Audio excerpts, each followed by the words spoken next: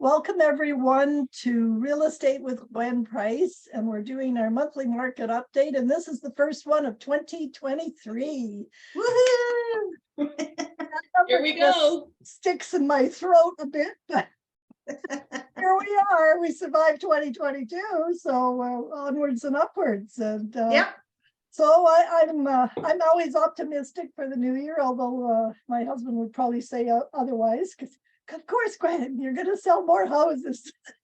Well, everybody has that first of the year jitters, like, oh no, it's the new year, now what? And it's always you're starting from zero, unless you've got some closings carried forward. You're always starting the year over again, right? As commission salespeople. So, and Trina, you're kind of the same idea. I'm sure you've got a lot in the pipeline, but sometimes it doesn't happen right away.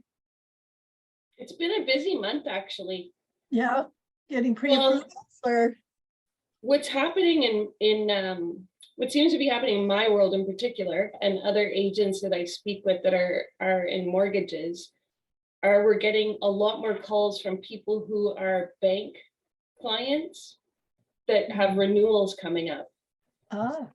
Because the banks are all trying to put everyone into 5-year fixed right now, which is about, let's just say 5% as an average, depends on all that stuff, right? That we've talked about a million times. Yep. And in my world, it's about 5%. For most people, it's actually lower. It's like 4.89 or 4.74, that kind of thing. But the banks are all still around 5.5 to 5.25. And I'm still pushing variable, even though it's higher than what the fixed rate is right now, or I'm having clients only go into 2 or 3 year terms. Oh, like a 2 or 3 year fixed. Exactly. Instead, yeah. Because I guess you just don't know what the interest rates are going to do, right? So if you're right, and the challenging thing is that inflation's starting to come down. And we all know that, 68 to 70% of Canadians refinance their mortgage at about the 3-year mark, sometimes a little bit more, sometimes a little bit less. And if they're locking in around the 5% or 5.5% mark and rates go down to, high 3s, low 4s, even, mid 3s, and they want to break that mortgage, they're going to be into tens of thousands of dollars of penalty. Yeah. It's going to be massive. And that's what folks are not realizing right now. So that's my I'm telling everyone, tell your clients, tell your friends, tell your families, do not put yourself into a 5-year fixed at this point. Right. If there's any chance that it could be broken in that 5 years. Well, and the headline people people don't think that, they think, 5 years, I'm going to be here for 5 years, but you're right. And that 3-year mark seems to come up, and it's like, things change, and jobs change, and priorities change, and next thing you know is, oh crap, I got to break that mortgage. So well, and it's even, with all the media and the internet and all that kind of fun stuff, people will see a rate go down to 3.5%. It'll show up in their, social media news feed. They'll read it in the news, and then they're calling their bank or their broker, and they're saying, I want to get a better rate. And now they're stuck with like a $10,000, $20,000, $30,000 penalty. Yeah, that's huge. And that is really huge. And that is one of the issues right now with the rates being higher than they were during the lockdown and the pandemic, is that folks are not realizing what that penalty is going to be. Yeah. Now, the good news, Gwen, I'll get into good news for 2023. The fixed rates have come down since December, which is great. Usually around this time of year, they're going up a little bit, but right now they're coming down, which is great.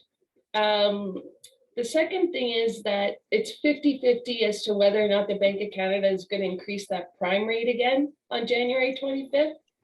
Yeah. If they do, they're talking about a quarter. There's a lot of pushback from the media, from economists, from, everyone on the planet saying, what has this really done to help reduce inflation? I really believe that this is going to be a big year for refinances for people, because a a lot of folks are in HELOCs, right? Home equity lines of credit. And big ones, like whether it's $10,000 or $200,000, and they're paying 7.5% to 8% interest right now on those HELOCs. So I think we're going to see a lot of refinancing, and also for unsecured lines of credit too, right? Right. To get that straightened out. But I do believe we're going to be in a healthier and less stressed market this year when it comes to real estate. Yeah, I agree. And I'll let you ladies take over, because I've completely monopolized this about mortgage rates. Oh, and well, because you're such an important part of this whole equation for us, and just to let you, because we hear so much negativity out there, but looking at the stats for Sudbury, the number of listings at the end of December was up 1%. Sales were down 12%, and comparing it year over year, the average sale price is still up 16% from 2021, December 2021. So the average is right around the 467. Mm-hmm. So, but even I'm looking at this here, from 2018 to 2022, the average sale price went from 278 to 267. So if you've been in your house a while, you've got equity. If you bought last year or maybe the year before and you're trying to sell this year, that you're in and out costs. You may not, you may not do well. But just even looking, you kind of see it's slightly starting to settle down in that October to November, it was less than 1% the average sale price change, and from November to December the same thing. So it's kind of leveling off, I think.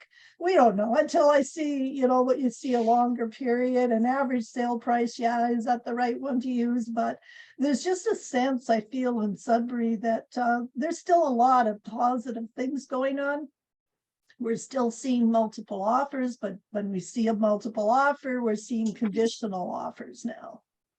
Well, and I think that's good. I think conditions in the offer are important for everybody to be able to do their due diligence, and hopefully they've already got their pre-approval in place. But yeah, I feel like 2023 is going to be not as frenzied as 22 or 21, where we started to see that slowdown at the end of 2022. So yeah, I think overall I'm with you, Gwen. I'm positive. I think it's going to be an overly positive year where things are going to sort of get back to normal, and people are going to be able to negotiate, and people are going to be, everybody's going to have their chance. It's not going to be as rushed.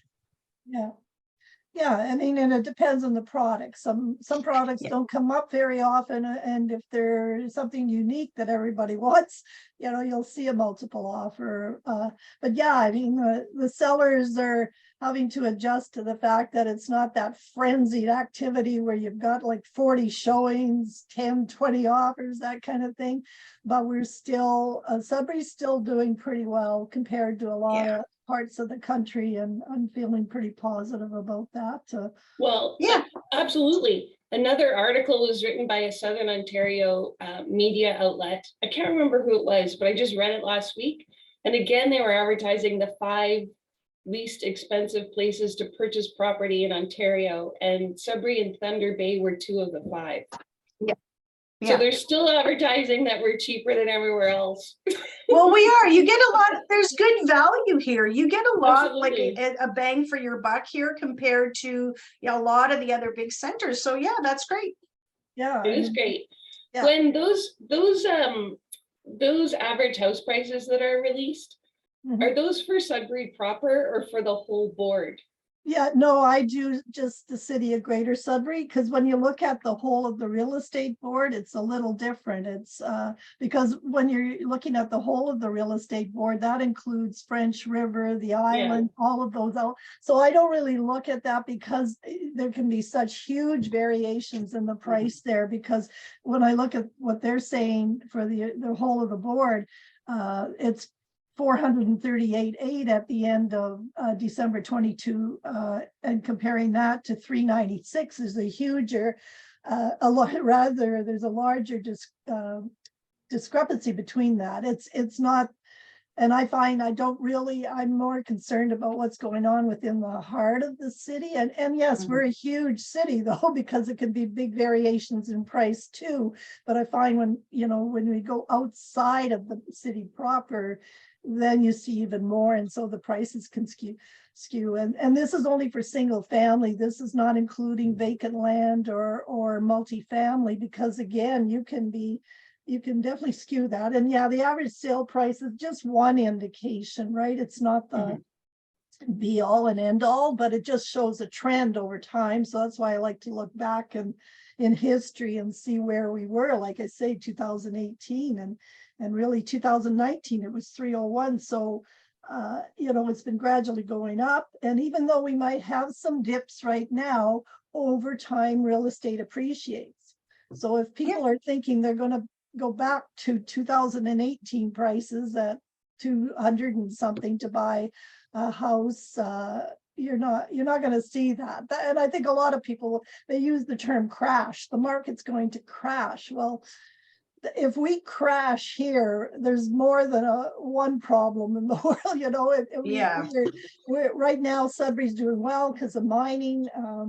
And there's lots of other things going on here. And because we can work out of our homes, so many people now, we've got people that have moved here from other parts of the province, the country, or whatever, because of the prices. And maybe they want all the great outdoors. So those people have good paying jobs. They're just working out of their home now instead of working out of a building in Toronto. So it's I appreciate that you pulled the Sudbury municipality numbers for sure, Gwen, because I think that's really important. Yeah, it's a totally different picture. Like, although there was a lot of interest, I found during COVID, there was a lot of people from outside of Sudbury that were looking for the outskirts. They didn't even want to be within our city. They wanted to look at some of the outlying areas, but there's such a vast range there. Comparing Manitoulin to Sudbury, comparing Elliott Lake, whatever, they're grabbing because you can actually be outside of you could be in Parry Sound and put a listing on our board. So that kind of, to me, skews the data.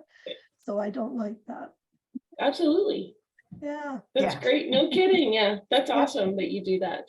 Yeah, well, I like to get a feel for it, even though I guess in the trenches we sort of do have a feeling of what's going on, but sometimes you got to take a step back and look at the big picture and see, okay, when I bought my house 10 years ago, what is it worth? I am using that home price index as one of the tools to adjust for time. So because if you bought like 10 years ago, what might it be worth now? And that's not again, that's not a definite answer. It's only part of it that kind of shows what happened over time. So no, I always look forward to January, a fresh start, and it's exciting. And can we still say Happy New Year at this late date? Of course. I think you can say Happy New Year for all of January. Once you get into February, then okay, we're on our way already. So some rule or something, I don't know. But yeah, it's a good time to be alive. I know a lot of, and I actually just wrote a little column about optimism, how to be optimistic. It's hard some days. It's a struggle for a lot of people, including me. But what choice do you have? You got to keep going on, right? Whatever it is you do, and you just keep going on because, and it's like I say, it's I'm happy to live in Sudbury, Ontario, Canada. Yeah, me too. It's a great place to live. We have a lot of stuff going on. It is a great place. Well, and did you see that I went to Kiwi Park? Yes, I saw that your failed skiing, cross-country skiing turned into still a good walk, so that's good. There's a lot of nice outdoor things to do here in the winter. People think, you gotta hunker down, but you gotta get out there in the winter. There's some beautiful parks, beautiful days. Good job, Gwen. I definitely my body's not able to do the cross-country skiing. I fell twice and then I was laying on the ground. I said, go on without me. Save yourselves. That's amazing. poll, urban polling, they call. Yeah, that was fun to do, and yeah, it helped me stay upright. Oh, that's good. It's great. That is great. How that goes, yeah. Well, thank you again, ladies. Great talking to you, and we'll talk again in February. Yeah. Yeah, almost February already. Oh my That's gosh. right. Yeah. Thanks, Anyway, Gwen and Lana. okay. Thanks, enjoy your ladies. day. Goodbye. Have a great day.